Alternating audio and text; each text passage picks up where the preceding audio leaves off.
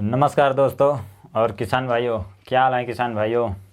आशा करते हैं कि आप सब बहुत ही अच्छे होंगे और हमारे साथ ये सक्सेसफुल फार्मर की यात्रा में बस यूं ही आगे बढ़ते रहिए और हमारे चैनल से जुड़े रहिए, क्योंकि हम आपको ऐसे ही नए नए बिजनेस ट्रिक्स व टिप्स देते रहेंगे ताकि आप भी एग्रीकल्चर सेक्टर में आगे बढ़ें और एक सक्सेसफुल फार्मर बनें।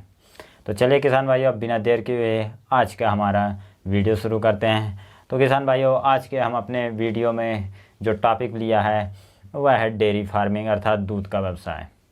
किसान भाइयों, जैसे कि समय के साथ अब गौ पालन ज़्यादातर लोग करते नहीं हैं। पहले की तरह जैसे कि भारतीय संस्कृति में हर घरों में गाय रखी जाती थी, लेकिन अब वह समय के साथ बदलता जा रहा है। तो दूध का व्यवसाय एक उभरता हुआ व्यवसाय बन चुका है किसान भाइयों, क्योंकि लोग गाय तो रखते नहीं, लेकिन आवश्यकता आज भी हर घर की बनी हुई है।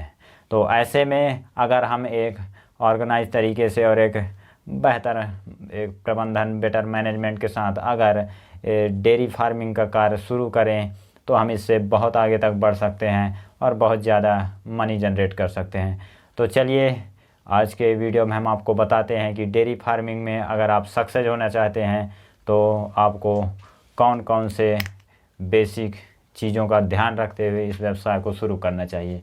तो डेयरी फार्मिंग किसान भाइयों, आज इसी पे हमारी चर्चा होगी। डेयरी फार्मिंग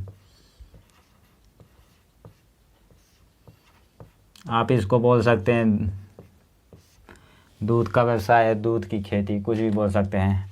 तो किसान भाइयों, डेयरी फार्मिंग में हम गौ पालन या फिर भैंस पालन, ये दो तरह के हमने पशुओं का पालन करते हैं जिनसे कि हम दूध प्राप्त करते हैं और उन दूधों का फिर सेल आउट करते हैं हमारे आवश्यक लोगों के लिए, जहाँ भी जिनकी जैसी आवश्यकता होती है। तो दूध तो हर घर की आवश्यकता होती है किसान भाइयों, खासकर बच्चों, बड़ों, बूढ़ों सभी के लिए यह आवश्यक होता है और दूध को एक बहुत ही अच्छा आहार माना गया है एक। तो किसान भाइयों, जैसे हमने डेयरी फार्मिंग में अपने गौ पालन या फिर भैंस पालन दोनों में से किसी भी चीज़ का चुनाव किया, या फिर दोनों आप साथ में रख सकते हैं, क्योंकि कुछ लोगों की पसंद गाय की दूध होती है और कुछ लोगों की पसंद भैंस की दूध होती है। तो इसमें सबसे पहले अगर हम बेसिक पॉइंट से शुरू करें किसान भाइयों, अगर हम डेयरी फार्मिंग का शुरुआत करने जा रहे हैं तो इसमें हमको कौन कौन से बेसिक चीज़ों का ध्यान रखना पड़ेगा। तो सबसे पहले तो इसमें यही आता है किसान भाइयों कि संतुलित व सस्ता पशु आहार। संतुलित व सस्ता पशु आहार।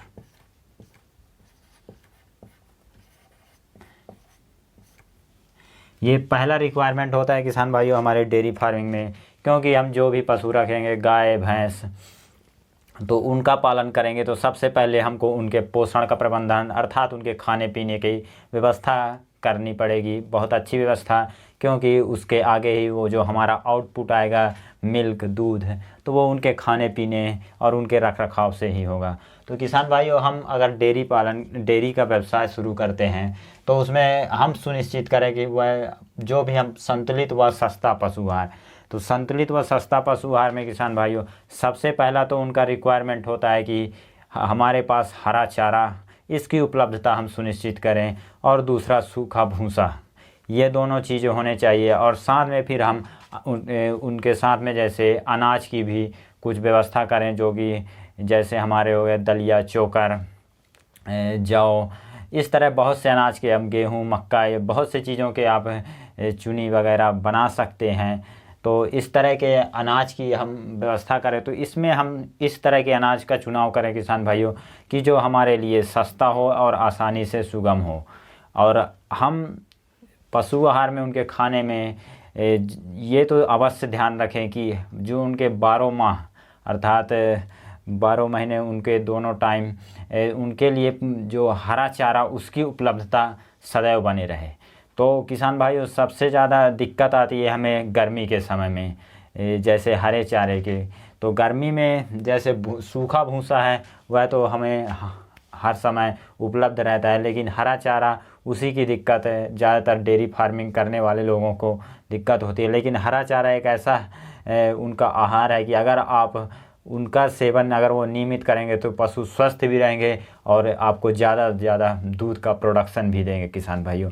तो उसके लिए किसान भाइयों जैसे हम डायरेक्ट चारे की बुवाई तो कर ही सकते हैं, लेकिन जैसे गर्मी में हमारे पास अगर पानी की दिक्कत है या फिर हमारे पास उतने ज़्यादा ज़मीन की व्यवस्था नहीं है जिससे हम चारे की बुवाई कर सकें, तो साइलेज ये अर्थात चारे का आचार ये एक बहुत ही अच्छा ऑप्शन है। तो हम साइलेज बना के रख सकते हैं किसान भाइयों।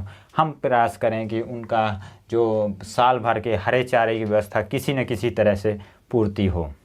और चलिए किसान भाइयों, तो अब हम दूसरा पॉइंट देख लेते हैं इसके आगे हमें। तो दूसरा पॉइंट जो होगा किसान भाइयों कि गायों की या भैंस जो भी हम अपने पास रखते हैं, गायों की उच्च प्रजनन क्षमता बनाए रखना, उच्च प्रजनन क्षमता बनाए रखना। तो किसान भाइयों क्या होता है कि अगर हम गाय या भैंस जिनका भी पालन कर रहे हैं, तो जब वो बच्चे देते हैं तब फिर उसके आगे वो मिल्किंग का कार्य करते हैं। तो ऐसे में हमको अपने गाय या भैंस जो भी पाले हैं तो उनकी प्रजनन क्षमता अर्थात फर्टिलिटी हमको बहुत ही अच्छा और बेहतर बनाए रखना चाहिए, क्योंकि ज़्यादातर जो हमारे डेयरी व्यवसाय किसान भाई होते हैं तो उनको यहीं पे बहुत ज़्यादा दिक्कत आती है कि बहुत से गाय या तो हीट में ही नहीं आती या फिर रिपीटिंग की बहुत ज़्यादा समस्या आती है। तो ऐसे में हम उनका आहार का और उनके रख रखाव उनके प्रबंधन का बहुत ही अच्छा ध्यान रखें किसान भाइयों, ताकि उनका प्रजनन क्षमता उच्च बने रहे।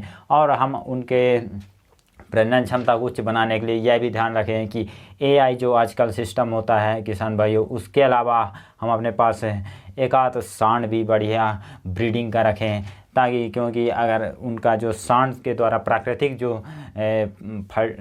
फर्टिलाइजेशन होता है किसान भाइयों, वह ज़्यादा सक्सेसफुल होता है हमारे AI की अपेक्षा।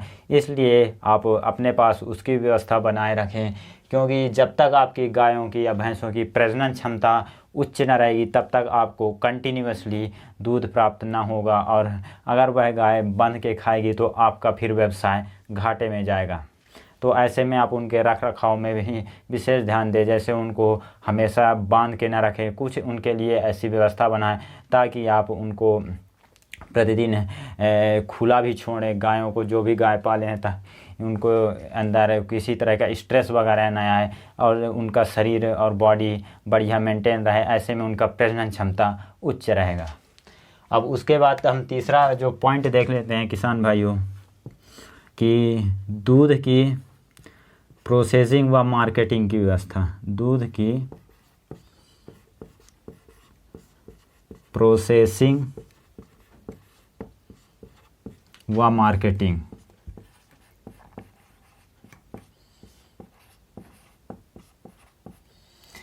तो किसान भाइयों इसके ऊपर के 2 पॉइंट तो हमने अपने गाय व भैंस के प्रबंधन के बारे में देखा। अब आगे जो उनसे हमें दूध की प्राप्ति हुई, तो जब तक हम दूध को किसान भाइयों मार्केट तक ले जाएंगे नहीं और उनको बेचेंगे नहीं, उनका जब तक खपत ना होगा तब तक हमें मनी अर्न होगी नहीं।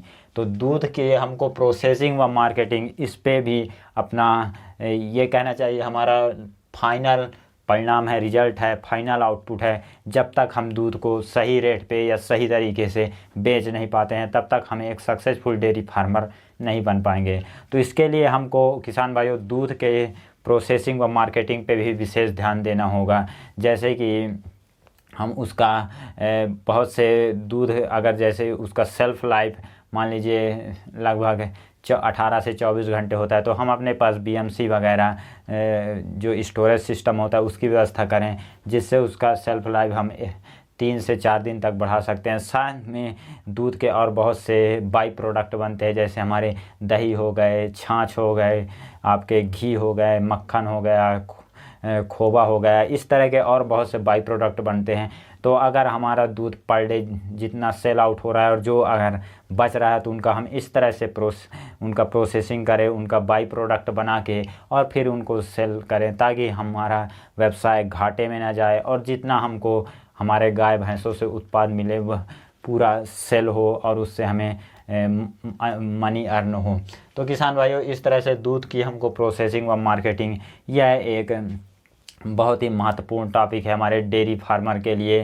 तो किसान भाइयों, हमको अगर एक सक्सेसफुल डेयरी फार्मर बनना है तो इन पॉइंट पे हमको विशेष ध्यान देना होगा, तभी हम जाके एक सक्सेसफुल डेयरी फार्मर बन सकते हैं। और हमें अपने खेती को और अपने इस एग्रीकल्चर व्यवसाय को किसान भाइयों ज़्यादा आगे तक ले जाने के लिए हमको नए नए जो हमारे वैरायटियाँ हैं खेती की, उस पे जाना ही होगा, जिसमें डेयरी फार्मिंग भी एक वैरायटी है जो आज के समय में बहुत ही उभरता हुआ व्यवसाय है। बस हमें इनमें इन बेसिक पॉइंट पे अगर हम अपने सही कार्य करते हैं और सही मैनेजमेंट के साथ कार्य करते हैं तो फिर आगे हम इससे बहुत ज़्यादा मनी अर्न कर सकते हैं। तो किसान भाइयों, आज का हमारा ये व्यवसाय, खेती से जुड़ा हुआ एक उभरता हुआ व्यवसाय का कार्य आपको कैसा लगा कमेंट सेक्शन में अवश्य बताएं, क्योंकि किसान भाइयों, अगर आपको एक सक्सेसफुल फार्मर बनना है तो ये कदम आपको तो स्वयं उठाना पड़ेगा। आपको नए नए जो हमारे खेती के तरीके हैं उस पे जाना होगा किसान भाइयों, तभी आप एक सक्सेसफुल फार्मर बन पाएंगे और समाज में एक एग्रीकल्चर करने वाले या फिर एग्रीकल्चर सेक्टर के लोगों को एक नई ऊंचाइयों तक आप पहुंच पाएंगे और उनका एक स्थान बनेगा किसान भाइयों। क्योंकि आज का जिस तरह से दृष्टिकोण है हमारे एग्रीकल्चर सेक्टर में लोगों के प्रति, जो समाज का दृष्टिकोण है वह तो उतना बेहतर या उतना सकारात्मक नहीं होता है, क्योंकि ज़्यादातर लोग तो यही मानते हैं कि खेती एक घाटे का व्यवसाय है। तो किसान भाइयों, इस मिथ को हमको बदलना पड़ेगा। इस तरह से हमको नई नई खेती की वैरायटियों में अच्छा कार्य करना होगा एक बहुत ही अच्छे तरीके से, और हमको एक सक्सेसफुल फार्मर की यात्रा करनी होगी किसान भाइयों।